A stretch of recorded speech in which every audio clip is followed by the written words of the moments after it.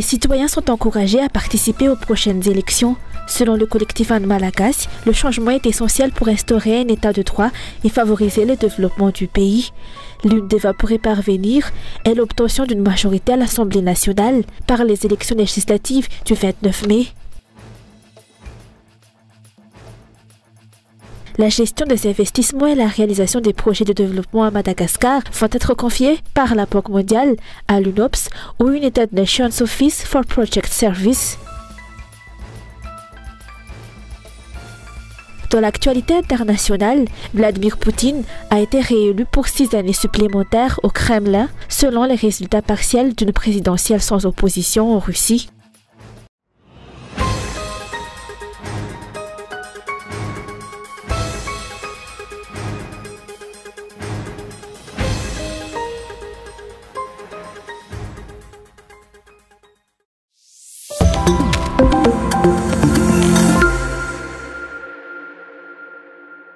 Le changement est nécessaire pour établir un état de droit et favoriser le développement du pays, ont déclaré les membres du collectif An Malagasy. Selon eux, il est impossible de rester spectateur face à la déchéance du pays et de son peuple. En 2023, ils ont engagé une lutte qui ne prendra fin que lorsque l'objectif sera atteint, à savoir la restauration de l'état de droit où la démocratie est respectée. Leur objectif est le changement et l'une des voies pour y parvenir est de participer aux élections législatives du 29 mai et d'obtenir la majorité à l'Assemblée nationale. Les législateurs siègent à l'Assemblée nationale. Toutes nos revendications, qui n'ont jamais été réalisées jusqu'à présent, pourront enfin l'être si l'opposition parvient à obtenir la majorité au sein de cette institution. Nous partageons un objectif commun. Et ce changement peut être réalisé à l'Assemblée nationale, car c'est là que les lois peuvent être modifiées. Le collectif An Malagasy accueille toutes les organisations ou partis qui souhaitent collaborer avec eux et partager les mêmes objectifs et visions. Pour les élections législatives, la plateforme présentera des candidats sélectionnés pour leur forte popularité parmi la population locale, des candidats qui comprennent bien les défis auxquels sont confrontés les habitants du Fougtane, de la commune et du district d'où ils viennent.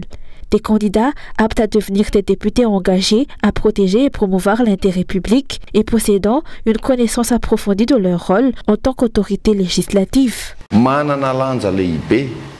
Les députés jouent un rôle crucial dans le développement du pays, en particulier dans la circonscription où vous l'avez élu.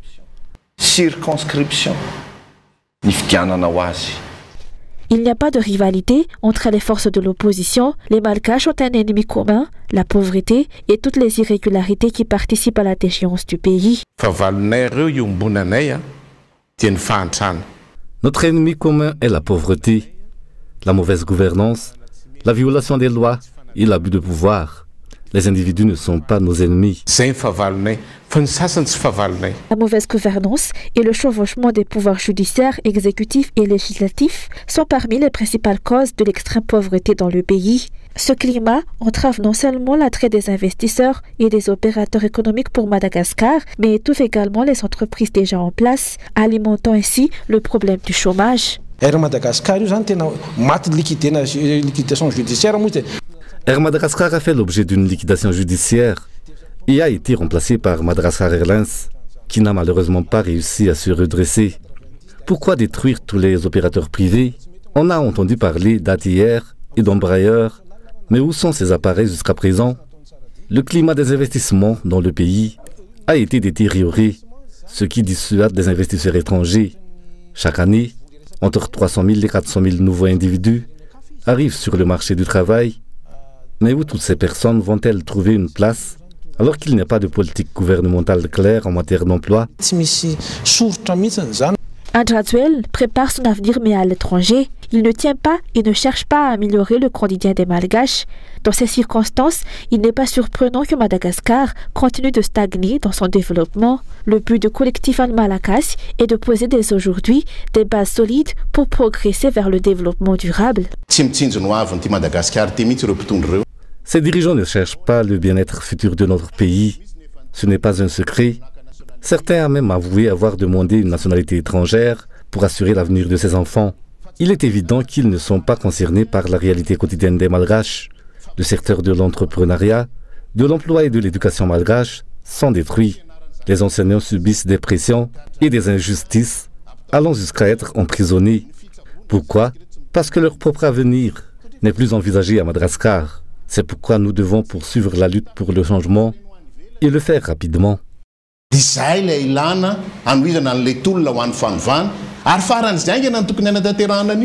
Le collectif Malagasy encourage le peuple malgache, tous les citoyens en âge de voter, à participer activement aux prochaines élections.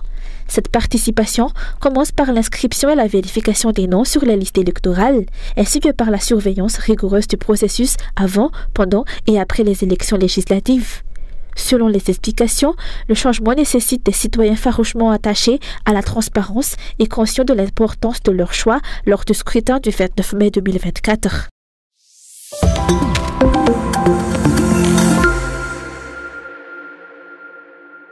La gestion des investissements et la réalisation des projets de développement à Madagascar vont être confiés par la Banque mondiale à l'UNOPS ou United Nations Office for Project Service. Ce n'est pas que les bailleurs de fonds ne sont pas prêts à fournir de l'argent pour les projets de développement à Madagascar, mais plutôt que le gouvernement manque de volonté et utilise des méthodes de travail inefficaces, ce qui rend le développement difficile.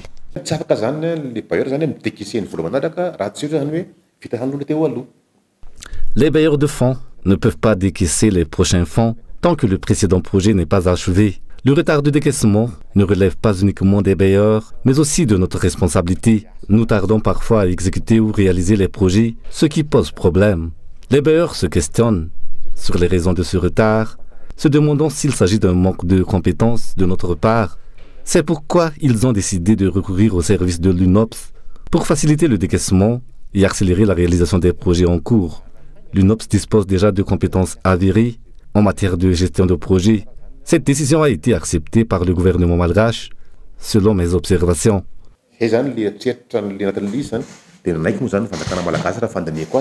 La Banque mondiale a pris ces mesures parce qu'elle a des objectifs à atteindre et qu'elle doit rendre des comptes sur l'utilisation des fonds qu'elle alloue. Ces exigences ne sont pas remplies par les procédures existantes dans le pays.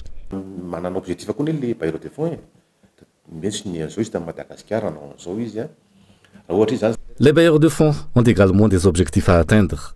S'ils ne parviennent pas à les réaliser, ils sont tenus de rendre des comptes à leurs actionnaires ou aux contribuables. Par conséquent, ils cherchent des moyens pour accélérer la réalisation des projets. Le décaissement d'un nouveau projet dépend de la réalisation du précédent. Les bailleurs de fonds ont déjà alerté le gouvernement concernant le climat des investissements dans le pays et ont réclamé davantage de transparence. Avec cette nouvelle mesure, ils n'auront plus à se soucier de ce problème, selon les explications. Jusqu'à présent, il est manifeste que ce sont les dirigeants qui ne sont pas disposés à régler les problèmes dans le pays.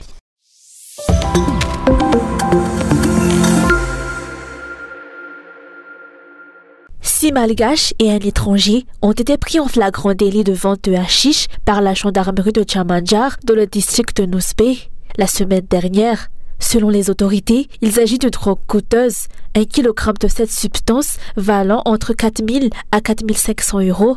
Ces 7 individus vendaient entre 6 000 à 9 000 AGH le gramme de cette drogue.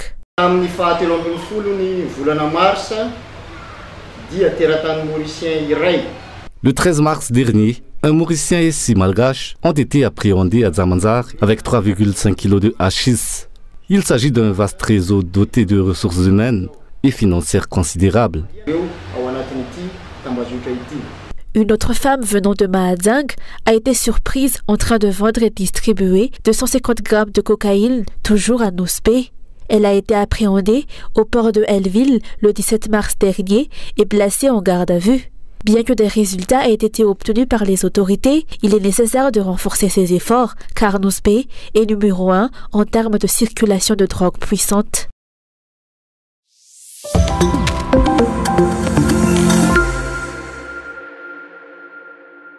Une dizaine de personnes ont été blessées et 6 tracteurs incendiés lors des chauffourées à Mapkougne entre les habitants et un groupe d'individus payés pour disperser leurs manifestations. Pancarte en main, ces habitants ont exprimé leur mécontentement face au détournement de leurs terres dans la ferme Tsindzali. Ils ont déploré l'absence d'état de droit dans le pays face aux abus de pouvoir faits pour tenter de les délester de leurs terres.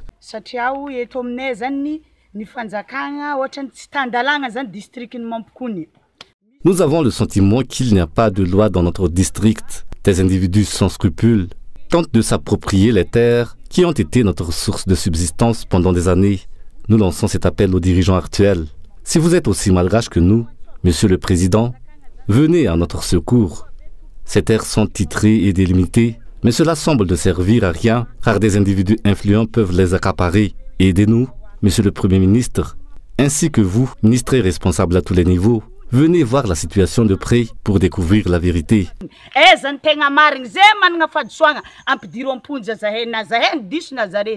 Ces habitants louent des terrains à la Sokota pour 50 000 âges par hectare et les cultivent.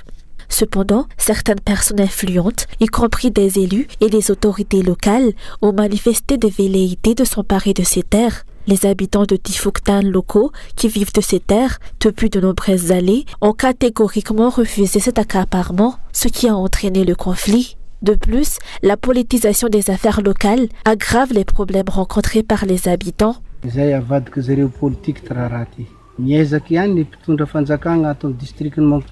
La situation commence à être politisée. Des personnes de haut rang, que je n'avais pas mentionnées, se cachent derrière les autorités locales. C'est là le problème. De plus, à chaque mandat d'arrêt émis par le tribunal, il semble craindre les conséquences.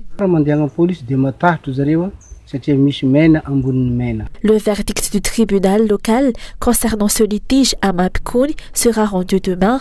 Il s'agit d'un problème qui perdure depuis de nombreuses années, mais qui s'est aggravé au cours des 3 dernières années. En juin 2023, rappelons que 100 personnes issues de cette Tifuktan ont été convoquées à la gendarmerie de Mapkouny pour cette affaire et ont écopé d'une rétractation concernant ces terres de la Sokota. Outre les oignons, Mapkouny est l'une des régions productrices de Black Ace.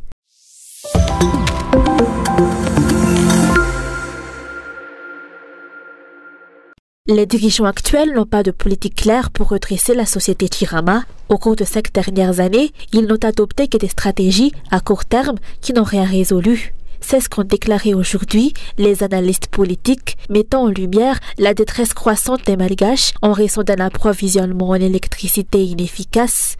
Les récents incidents survenus à Tuamasn et Mahajanga en sont des exemples frappants. Ces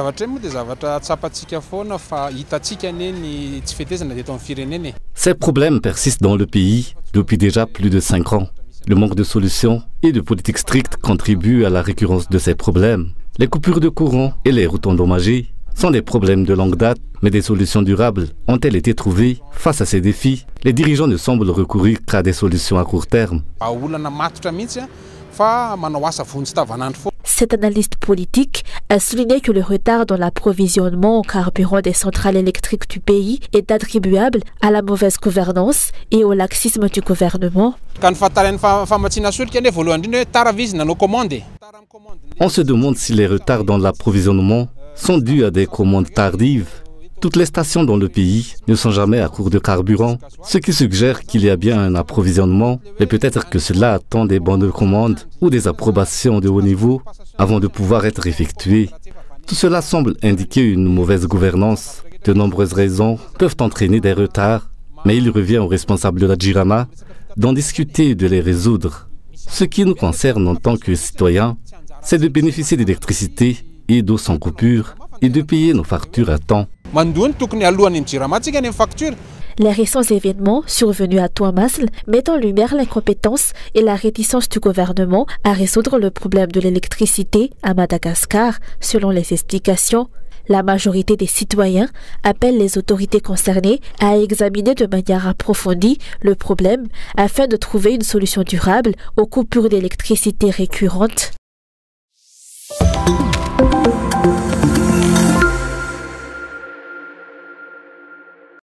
Le recyclage devrait être encouragé à Madagascar et le gouvernement devrait accorder une attention particulière au renforcement des compétences des entreprises qui œuvrent dans le domaine de la transformation de déchets. C'est ce qu'a souligné aujourd'hui le responsable de l'environnement au niveau du Centre Arup Madagascar. Dans le contexte où Madagascar a été classé comme le premier pays ayant la capitale la plus sale d'Afrique, selon une enquête réalisée par le magazine Forbes en 2023, il est impératif d'adopter des stratégies efficaces pour remédier à cette situation. L'un des problèmes majeurs qui contribue à cette situation est l'absence d'une stratégie de recyclage des déchets, notamment des déchets organiques qui pourraient être transformés en matières premières utiles, telles que des engrais pour l'agriculture. Nous disposons d'une abondance de déchets organiques qui peuvent être transformés en compost pour servir d'engrais. Ce compost peut être utilisé dans le cadre de l'agriculture urbaine. De nombreuses entreprises privées ont déjà commencé à s'engager dans la production de compost. Outre les déchets biodégradables, les déchets plastiques peuvent également être exploités et transformés en de nombreux matériaux différents. Pour les déchets plastiques, de nombreuses entreprises ont commencé à les transformer en matériaux utiles, tels que des autobloquants, tandis que d'autres les transforment en balais et divers autres produits. Les possibilités d'utilisation du plastique sont nombreuses. La sensibilisation et l'éducation en matière de recyclage de déchets restent encore insuffisantes à Madagascar, selon les acteurs. Une lacune majeure à laquelle le gouvernement devrait accorder une attention particulière, surtout à cette journée mondiale du recyclage. Selon les explications, il est essentiel de ne pas négliger l'éducation à l'hygiène des citoyens tout en veillant simultanément à une gestion efficace des déchets et à une collecte opportune des détritus dans les poubelles afin d'éviter leur propagation.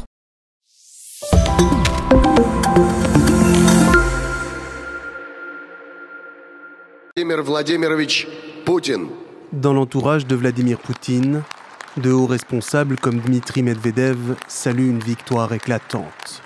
Mais par-delà les frontières russes, beaucoup dénoncent un simulacre d'élection. C'est le cas de l'Ukrainien Volodymyr Zelensky qui a réagi dans la foulée en remettant en cause la légitimité de Vladimir Poutine. Ces jours-ci, le dictateur russe imite une nouvelle élection. Il est clair pour tout le monde que ce personnage, comme cela s'est produit si souvent dans l'histoire, est tout simplement ivre de pouvoir et fait tout ce qu'il peut pour régner éternellement. Je remercie chaque État, chaque dirigeant, chaque organisation internationale qui continue de décrire cette élection telle qu'elle est. L'issue du scrutin en Russie ne faisait guère de doute en l'absence de rival crédible parmi les trois candidats face à Vladimir Poutine. Une réalité politique que la Maison-Blanche a rappelée dans un style lapidaire. Ces élections ne sont à l'évidence ni libres ni équitables, étant donné que Poutine a emprisonné ses opposants politiques et empêché les autres de se présenter contre lui. À Londres, la diplomatie s'aligne sur la position américaine et dénonce à son tour l'absence d'élections libres et équitables, quand Varsovie remet en question la légalité du scrutin et accuse la Russie d'agir en Ukraine en violation du droit international.